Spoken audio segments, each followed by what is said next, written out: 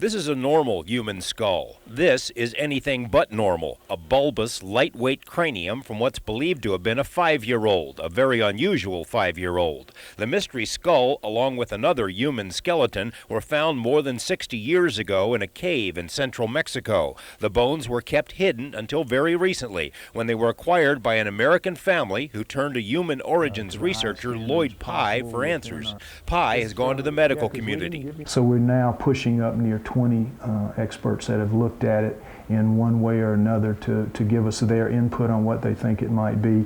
Consistently, it comes back. They're very puzzled by it. Some of the physical differences are obvious, some not. For one thing, the shape of the skull itself. From the side, it almost looks triangular. The bone density is different and weighs far less than normal. While alive, this child had no sinuses, which doctors say is rare but not unheard of. Its inner ear is far larger, and its outer ear far lower on the head than normal.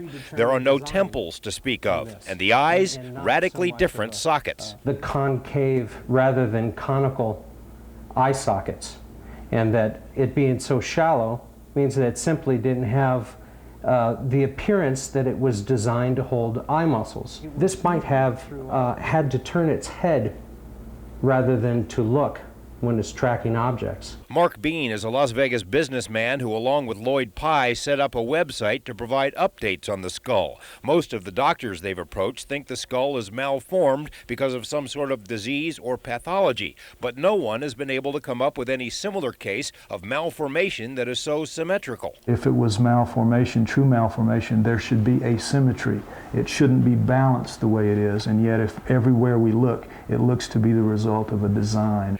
And then there's brain capacity. A normal skull averages 1,400 cubic centimeters of brain. Its cranial capacity is 1,600 cubic centimeters, which is a full 200 centimeters larger at 5 years old than a normal human being. Every 200 cubic centimeter rise in anthropological terms is a new species. Clark County Coroner Ron Flood has seen thousands of skulls in his 15 years on the job. We asked his opinion of this one. Totally different than what you see here.